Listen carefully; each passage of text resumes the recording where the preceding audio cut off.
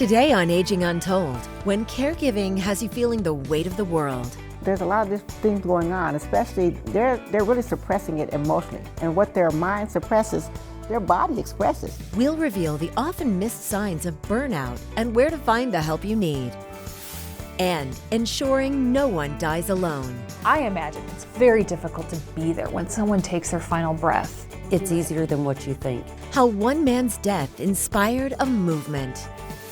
Then later, this senior proves age is just a number, especially when you have 500 horses under the hood. When they see this white hair and that white car and this crazy old lady, and they just go nuts. How Annie the hot rod granny isn't just breaking stereotypes, but smoking them. Experts with advice and solutions. You're watching Aging Untold with Aging Well Coach Catherine Ambrose, gerontologist Sam Craddock, aging expert Amy O'Rourke, and board-certified physician Dr. Ray Rogers. We're all getting older. It's about time we talked about it. Welcome to Aging Untold. Millions of Americans are juggling a job that no one talks about, caring for an aging parent or loved one. In 2025, 70% of caregivers ages 18 to 64 juggled paid work and caregiving. And those who live with the person they help provide more than 20 hours of care per week. And often, caregivers report symptoms of burnout and depression. Amy, what are the early warning signs caregivers should know about? So there's 10 warning signs according to the Alzheimer's Association. The one that really fascinates me is denial. I was talking to some clients a few weeks ago and I asked them a question and then they talked all the way around and I was thinking they didn't answer the question. And circular thinking, they couldn't quite get to it. So for me, the most important caregiver burnout sign is denial. And those are sometimes the hardest ones to get to. And what do you mean by denial? Everything's fine, everything's good. They're not really realizing how irritable they are, how angry they are, how trigger happy they are. They're not sleeping well, they're fatigued all the time. Do you think there's a differentiation between them? Do you think they're in denial because they don't know, or they know and they're trying to hide it? I think there's a natural tendency for us humans to protect ourselves, and I think denial's healthy in some instances. You got to let your body get used to the situation that you're in, but then when you hang on to it too long. Yeah. Amy, I agree with that, with the denial. And when a person is in denial, there's a lot of different things going on, especially they're really suppressing it emotionally. And what their mind suppresses, their body expresses. So now you're getting this increase in cortisol. And when cortisol stays elevated for a long time, you have a sleep disruption, blood sugar goes up, blood pressure goes up, your immune system gets weakened. And more importantly, cortisol throws off all the other hormones. So your memory and everything and energy and fatigue is all off. Isn't that when you are kind of in the fight or flight mode? And that's probably the worst time to be trying to make decisions. Well, long term, though. Yeah, you can't think straight. Okay, so think of it like this. The tiger is chasing me. I can't run all day. That's cortisol. At some point in time, you have to take a break. And it's a detrimental, it creates inflammation, and it creates a steady breakdown of your body when you're in this fight or flight all day long. Right. All these emotions going on, and you're blaming it on everything under the sun other than this workload that you're now taking on and the frustration and the mental anguish that comes along with it. Yeah, and then you're taking care of a person that you love, and you're taking care of their environment and their system, and you don't realize that you are part of that system. And you have to take care of yourself because you are necessary. And like my dad always told us in slang, you can't give what you ain't got.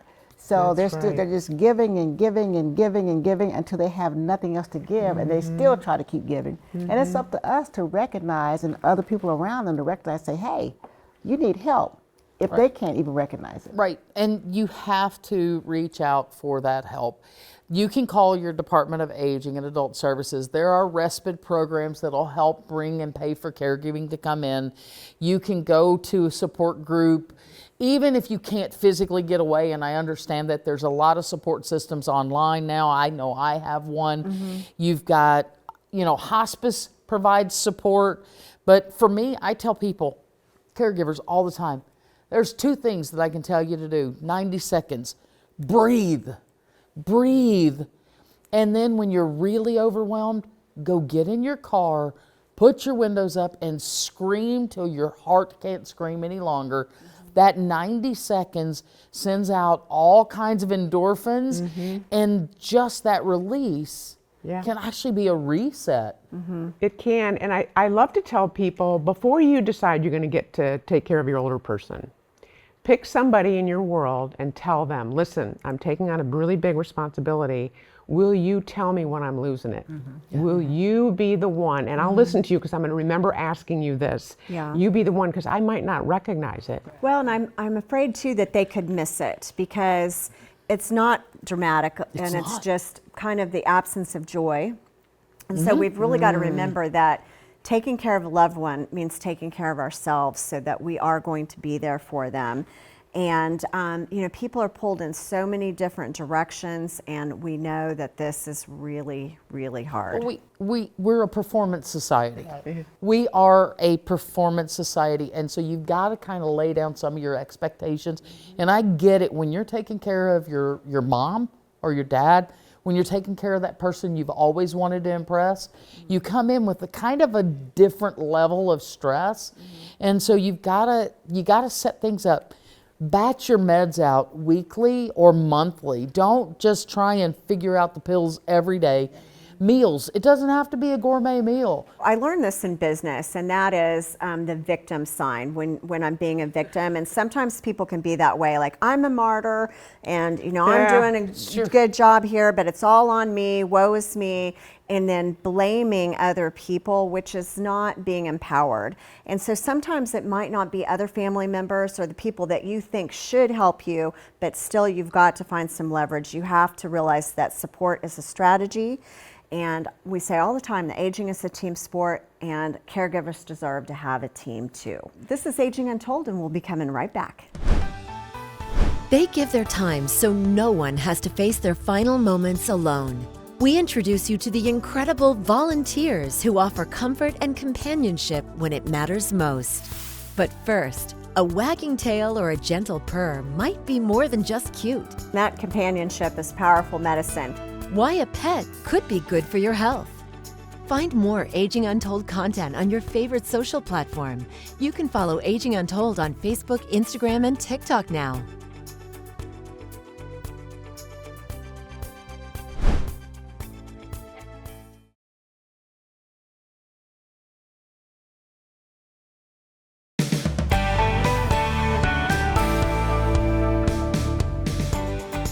Loneliness and stress can be real challenges for older adults, but a furry friend might be the answer.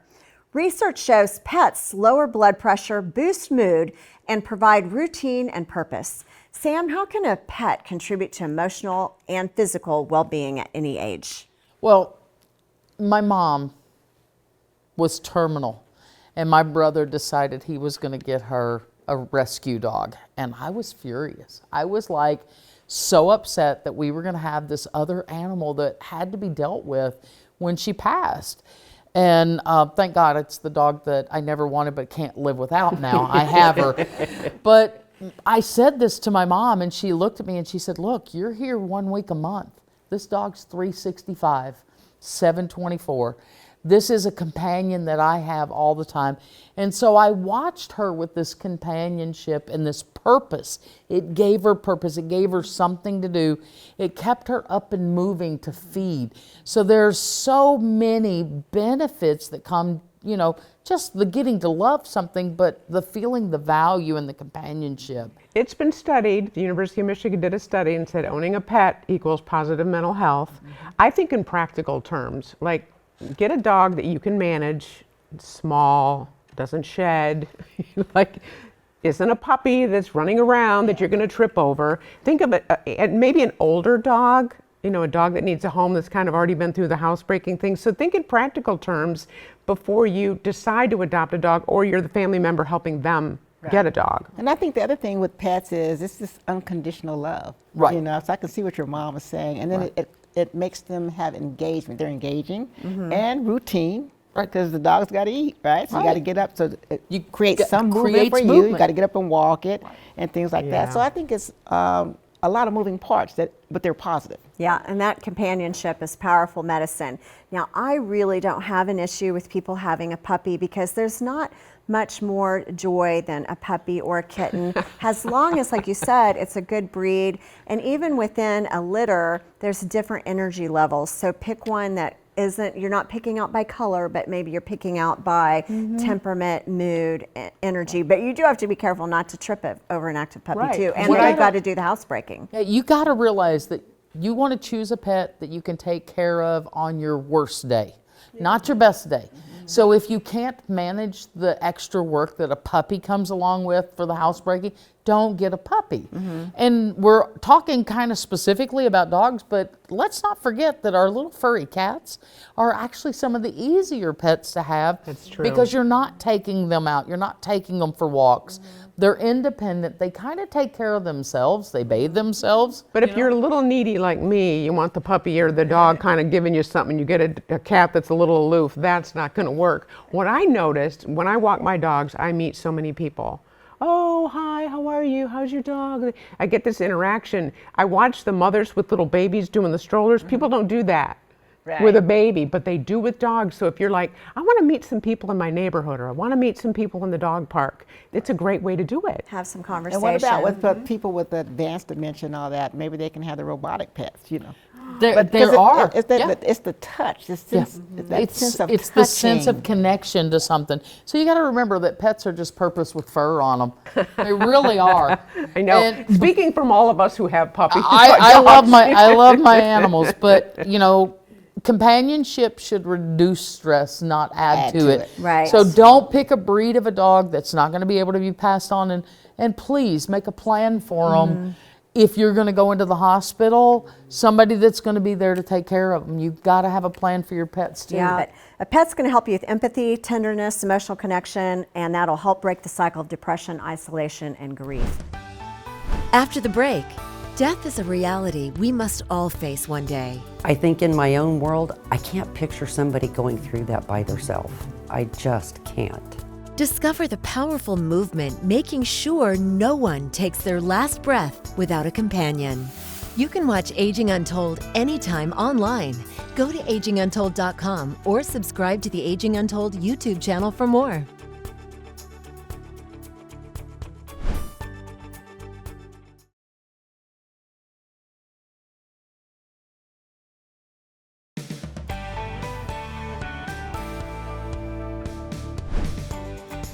Dying is inescapable and at times unpredictable, but for some, having someone by their side is not a given.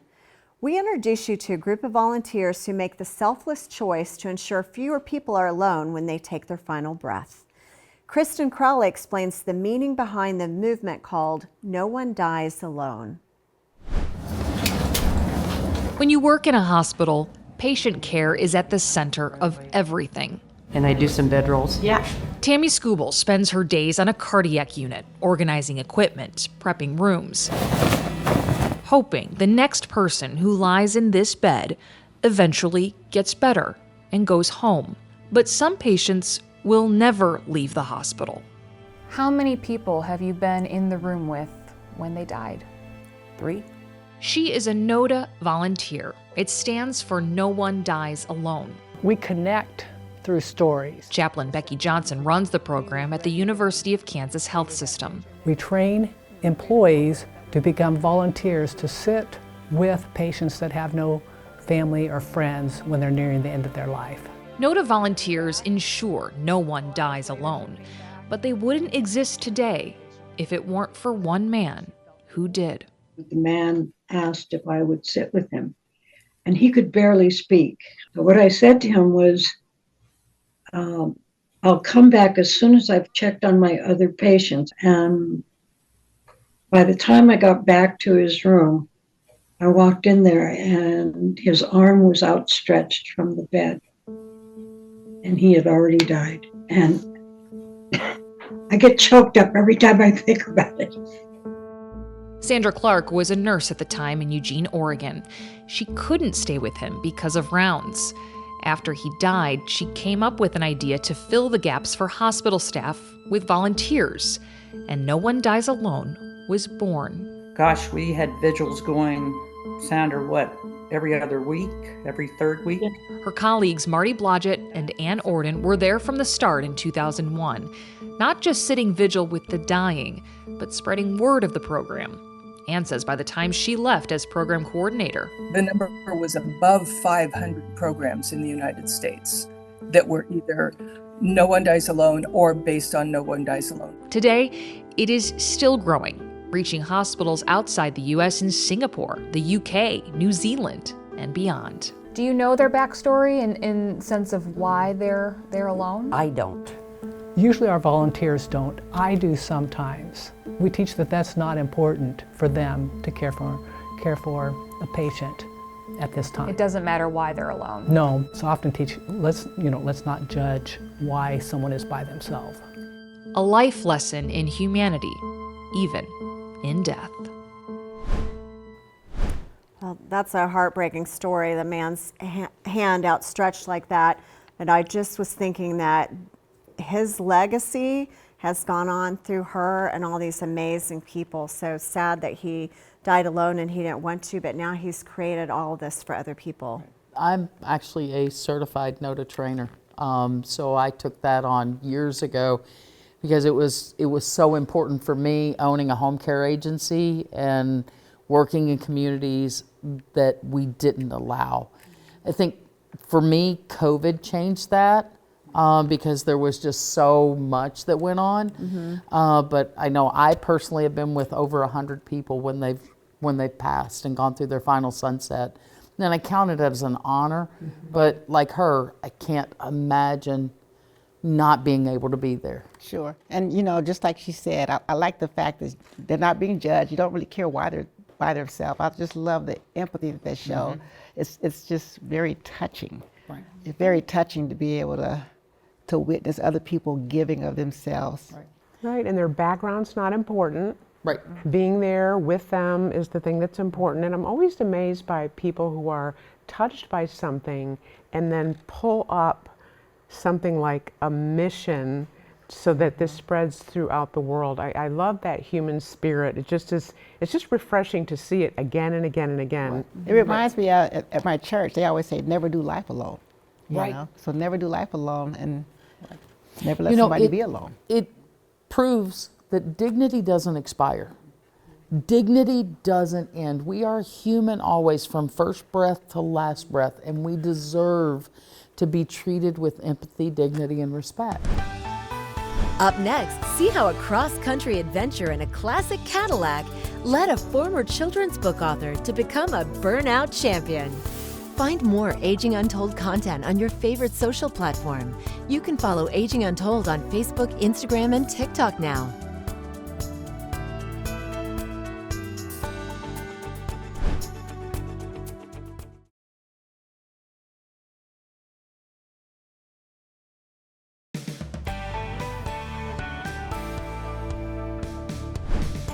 Have you ever taken a cross-country road trip? Well, a woman from outside St. Louis, Missouri got to knock it off her bucket list in style. Steve Harris explains how her once-in-a-lifetime trip sparked a new passion. 79-year-old Annie Kaler's life is like a great Hollywood script. I did truck driving, had some luck with music in Nashville. She also wrote and illustrated this book. Yes, I've done a lot of stuff. Truck driver, artist, author, musician, Annie's done a lot of things, but what she's known for around here are her wheels, or what's left of them. More on that later. My mom was always the coolest mom in the neighborhood. Her son Jamie Hutchins owns a racing engine shop in Bethalto. That's where he built this 1957 Cadillac as a gift for his mom. And I liked it the moment I saw it. Yeah, she goes everywhere in it. And the 57 Caddy was ready for a road trip. I normally don't do anything like that. A mother-son road trip across the country. 4,200 miles in 9 days, windows down, 85, 90 miles an hour, and 400 gallons of gas. All the way to Santa Monica. It was a long road trip, and it was a lot of fun. But the story doesn't end there. Remember that tire? It will smoke the tires. That's Annie in her 57 Caddy, holding the brake and gas pedal to the floor, winning her first burnout competition. Then she won a second one, earning her the nickname Annie the Hot Rod Granny. And when they see this white hair and that white car and this crazy old lady, and they just go nuts. So what's next for Hot Rod Granny? Wherever around 500 horses and 4 new tires will take her. And I want to know what time of year they drove with the windows down the whole time, because every time I drive, it's raining. Yeah, well, that was a beautiful car, but I'm thinking too, she showed that throughout her whole life. He said she was the most fun mom. Yeah. And for those of you that aren't there yet, like, this is your chance to really put some laughter and fun into your life. Make the most of all the time you have. Live every day. Live Don't life just to the exist. fullest. Yep, No, and live how 'em all. close were they that he built that car? And she said, the minute I saw it, I loved it. How well did he know her by building that car? Right? Yeah. You know? Oh, it's just so sweet. That is. Road trip. I'm down. I'm always down for a road trip. All right, I'm going to get hold of my husband and look for the classic car for us girls. Oh, that's a plan. All right, Oh, that's a buying. plan. All right, You're yeah, I'm buying, buying. we're driving. We're all for fun. And you know what? We're all aging, and it's about time we talked about it. Until next time on Aging Untold. On the next Aging Untold, arthritis is not just a disease for seniors. I've dealt with a lot of arthritic issues myself, and I know the more I move and the more I stay going, the less the pain is and the better I feel overall. We'll show you how to reduce your risk and manage the pain.